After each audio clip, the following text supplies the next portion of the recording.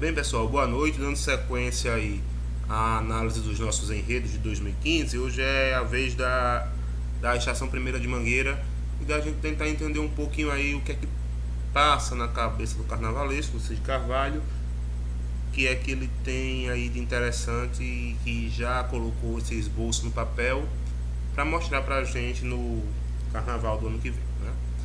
O enredo da Mangueira é mais um enredo que se baseia em uma música. Curiosamente, vai ser a segunda escola a desfilar e a segunda escola que tem essa veia ligada a uma música, né? Mas um pouco diferente da Viradouro, que a Viradouro construiu a sua história na música no todo. A Mangueira não. A Mangueira só se utilizou do título da música do Benito de Paula ali, né? Mulher Brasileira em primeiro lugar, e adaptou ao título do seu enredo, né? Agora chegou a vez, vou cantar. Mulher Brasileira, Mulher de Mangueira, em primeiro lugar. A ideia por si só, ela já me causa uma certa, me puxa por um lado assim meio emotivo, que eu gosto quando isso existe nos enredos. Por quê? Gera uma identificação escola, desfile, que faz com que o componente se apaixone por aquilo ali, viste aquela camisa e vá para a avenida mesmo defender aquele enredo, né?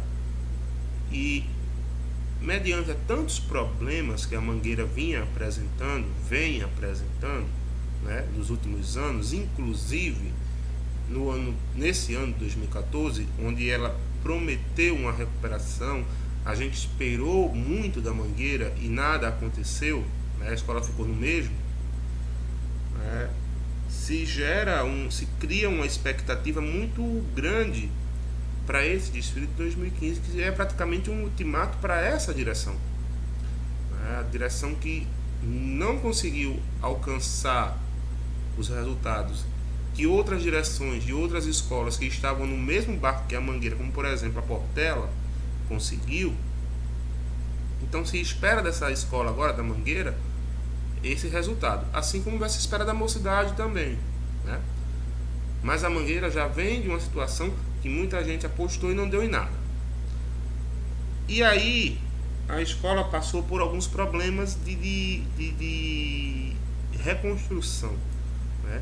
Foi buscar numa figura que é muito querida lá dentro da Mangueira por alguns, que é o carnavalesco Cid Carvalho, foi buscar nele a tentativa de trazer de volta a dignidade da Mangueira enquanto desfile, porque dignidade por dignidade a Mangueira tem de sobra, mas enquanto desfile de escola de samba está faltando para a Mangueira alguma coisa, algum acerto ali, e a gente sabe que principalmente na parte plástica, para que a Mangueira possa novamente impulsionar e galgar novos horizontes aí em busca de títulos e posições melhores.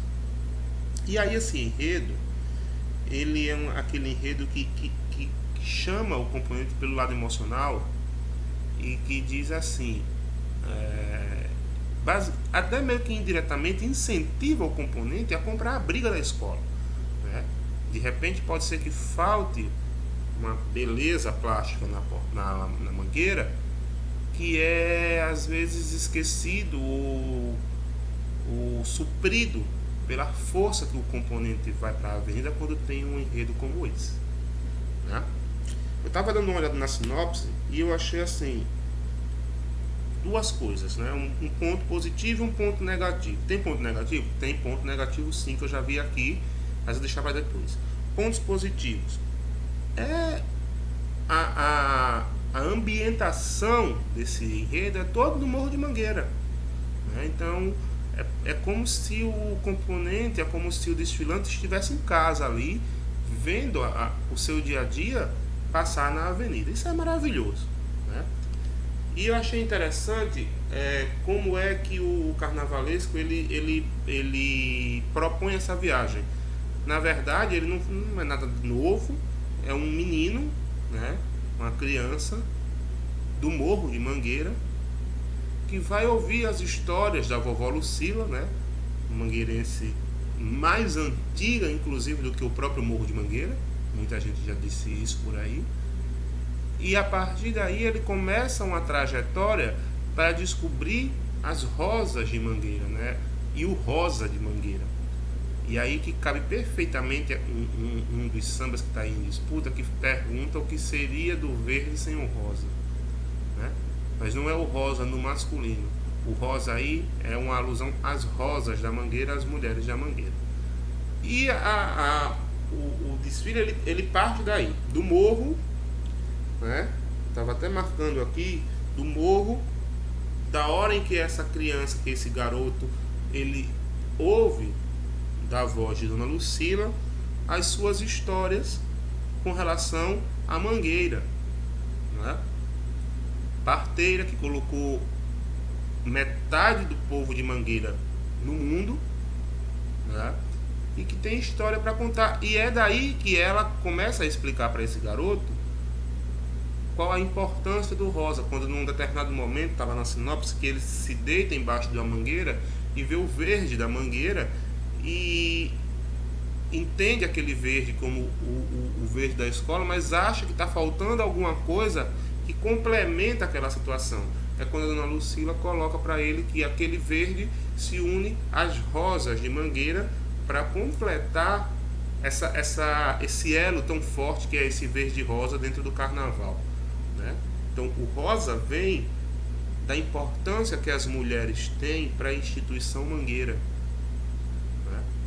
E não são poucas. Então o verde se alia ao rosa, é o verde da árvore Mangueira com o rosa das mulheres, com a cor que simboliza o feminino, o rosa, das mulheres de Mangueira. E a partir daí começa o desfile da Mangueira, né?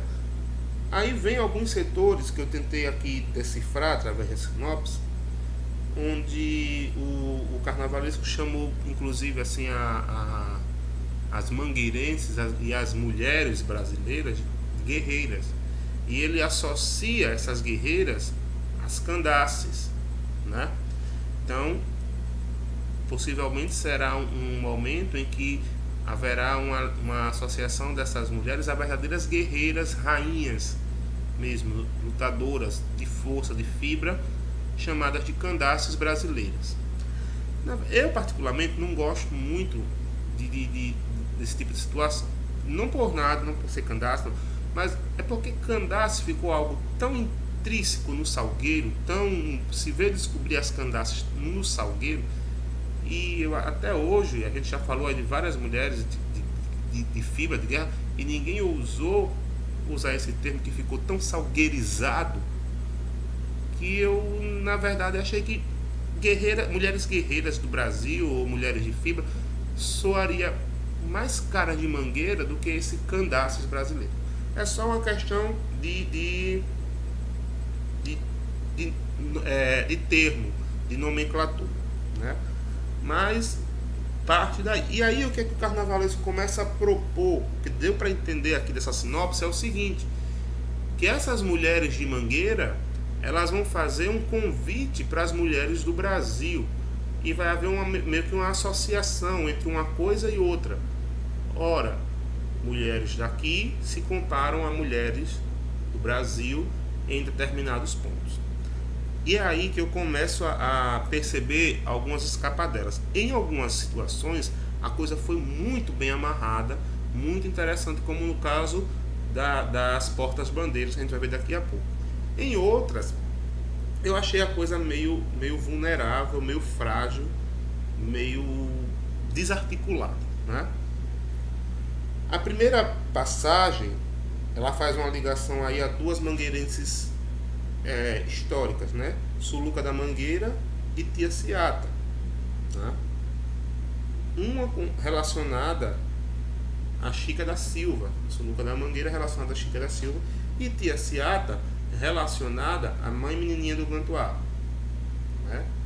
Pelas suas ligações, pela forma com que ambas viveram a sua vida, se assemelham.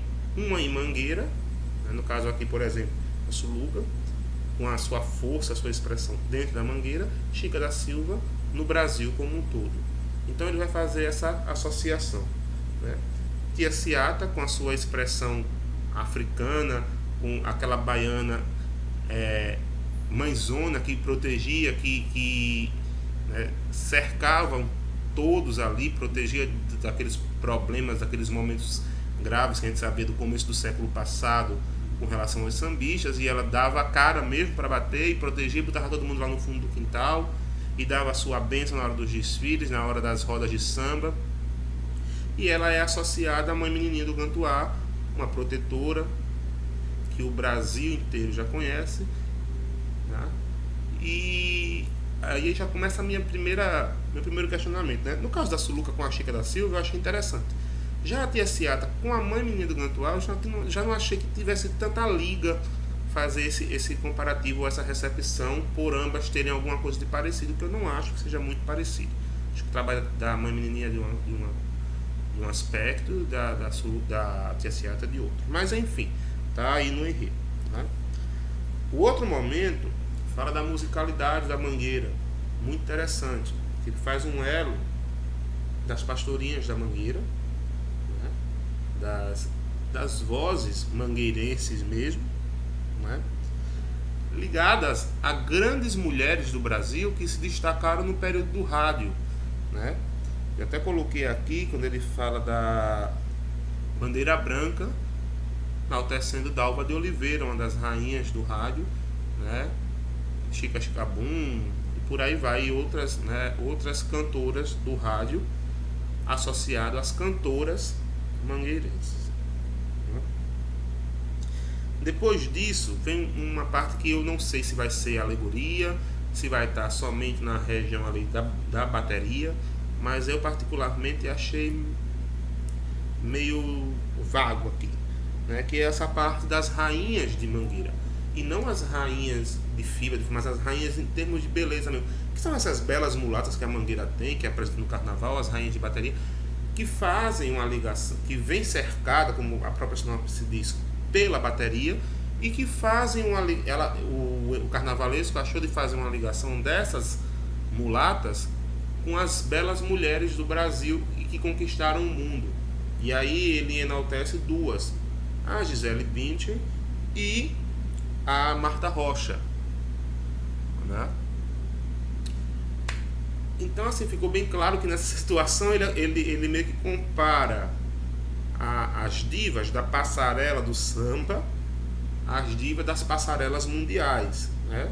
Hora de Miss, de concurso de Miss, hora de passarelas de moda, né? E o que liga uma coisa a outra aí, no caso, seria a questão da beleza da mulher sendo enaltecida, né? Eu achei meio vago, né? Achei que faltou um elo de ligação, até porque a Gisele Bündchen, não sei que tem muito a ver com a Mangueira, né? Marta Rocha já não sei tanto, mas eu não sei se Gisele. Então eu preferia que focasse mais nas mulheres, nas mulatas do morro, nas mulheres da Mangueira, nas belas mulheres, nas belas cabrochas, como dizia o Jamelão, que a Mangueira tem, né?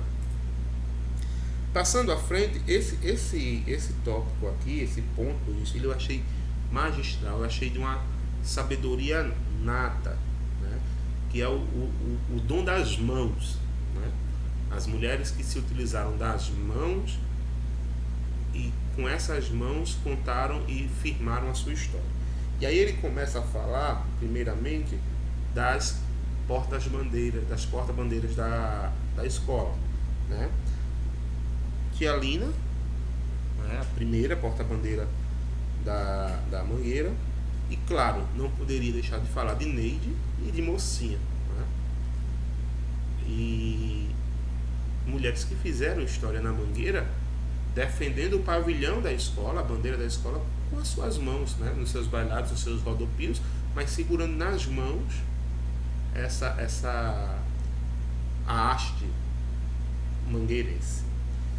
E essas mulheres recebem outras mulheres que fizeram história com as mãos, e eu achei, essa sacada eu achei de gênio, né? Tarsila do Amaral, Raquel de Queiroz, né? Que fala aí de mulheres que venceram barreiras, venceram fronteiras, se estabeleceram pelo seu talento na hora ali, numa parte da literatura ou da arte, onde a mão, né, fazia toda a diferença. As portas-bandeiras recebendo as escritoras, as artistas, as pintoras. Achei bem legal esse momento aí, né? Aí vem um momento muito bonito da escola, que assim como o Dona Zica, eu não sei, mas eu acho que o peso de Neuma na Mangueira é muito grande. O peso de Dona Neuma para o mundo do samba, né, aquela mulher que tomou a rédea mesmo da escola, que tomou conta da escola, que criou departamentos dentro da Mangueira, que deu forma, deu vivacidade à Mangueira, né? Eu acho que esse setor pouco falaria por si só, era Neuma por Neuma e mais ninguém. Mas o carnavalesco quis associar essa força à força de uma outra mulher brasileira. E ele chamou duas mulheres aqui, né? A Neuma guerreira, né? Aquela que vai à luta, aquela que briga pela escola, e aí ele associa a Maria Quitéria, né? A baiana que se vestiu de soldado para defender o país na guerra. E a Neuma que acolhe, a Neuma que cura, a Neuma que toma conta, a Neuma que cuida realmente, que dá sentido à palavra cuidar. E aí ele associou a Ana Nery, tá? Então a Neuma recebe essas duas mulheres juntamente com ela. Eu só fico me perguntando assim, né, como é que isso vai ser visualizado nos carros, né? Essa mistura de às vezes tantos personagens num único setor, né? E tentar fazer com que o público entenda essa ligação somente na visibilidade, né? Porque em alguns sambas de Mangueira que eu ouvi, se enaltece muito a mulher mangueirense num todo, né, num ambiente macro, se enaltece muito a mulher brasileira também num ambiente macro, mas não tem esse direcionamento específico. Estamos falando dessa mulher aqui, de Ana Nery, de Tássia. Não, os sambas são bem genéricos mesmo nessa situação. Eles falam do universo feminino no geral. Dá para você perceber no samba que está falando ora de uma mulher de Mangueira, ora de uma mulher que não é ali de Mangueira, mas que pode ter influenciado alguma coisa ali dentro, né? Dona Zica, né, que fecha o desfile ali, personificando todas as mulheres brasileiras, né? E a mãe, a baiana, a mulher de guerra, a mulher que ajudou um dos fundadores da escola a se manter de pé, aquela que aguentou tantas e tantas coisas por Mangueira, que chorou, que sorriu, e aí ela é idealizada como a personificação de todas as mulheres brasileiras, né? E fim dali o desfile de Mangueira. E aí é que eu fiquei, até então, assim, tem um ou outro ponto que eu não sei como é que o carnavalesco vai trabalhar para acoplar isso aí, mas no geral tem muita coisa boa e interessante, apesar de ser uma grande mistura de muita gente, de muita história, de muita mulher, né? Não é só as mulheres de Mangueira, são as mulheres de Mangueira, como elas se associam a outras mulheres do Brasil, né? O que eu achei foi que a história e tudo mais, mas tem muita mulher mangueirense que eu senti falta nesse enredo, né? Eu não consegui achar Alcione, eu não consegui achar a Beth Carvalho, eu não consegui achar a Rosemary, eu não consegui achar a Leci Brandão, né? Então assim, são figuras da história mais recente da Mangueira, mas que conviveram também com essas mulheres fortes, como Zica, como Neuma, como Mocinha, como Neide, né? Então, e hoje a gente sabe que tem um papel fundamental dentro da Mangueira. A Beth Carvalho, ela é Olha, ela fez um show aqui no Nordeste, uma cidade que eu acho que pouca gente conhece carnaval, e ela fez questão de vir vestida em verde e rosa e homenagear a sua escola e dizer o que ela era e por que ela era aquilo ali. Alcione, tantas vezes eu vi a Alcione, principalmente na década de 80, começo de 90, né, rasgando a avenida ali pela Mangueira.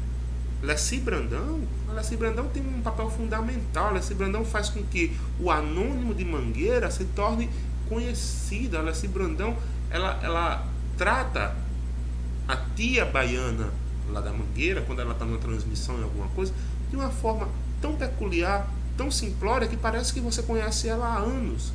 E esse é o papel do mangueirense, tornar os outros mangueirenses cada vez mais comuns dentro do Brasil.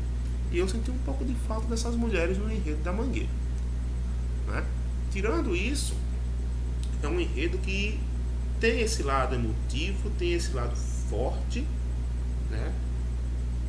Mas eu acho que ficaram algumas lacunas aí com relação a essa situação, né? A Mangueira é a segunda a se apresentar. Eu acredito que vai ser muito esperado. Eu me lembro quando a Portela em 2012 foi a segunda a se apresentar, tinha muita gente esperando, tinha um enredo forte que tocou muito o portelense, que não era tão ligado à escola, mas tinha uma carga emocional muito grande. Esse enredo de Mangueira tem uma carga emocional muito forte, e eu não duvido que a Sapucaí vai estar repleta já na segunda escola, principalmente por conta dos mangueirenses que vão estar esperando a sua escola, né? Desejo aí toda a sorte a Mangueira, né? Vai ser um ano difícil, tem alguns ajustes para serem feitos aí nesse enredo, agora não mais na questão escrita, mas sim na questão plástica, como ele vai sair daqui do papel e se transformar. Tirando isso, eu acho que a Mangueira está muito bem, que a Mangueira vem com força, principalmente com essa força emocional do componente mangueirense, certo? Valeu, gente. Até a próxima encontro aí.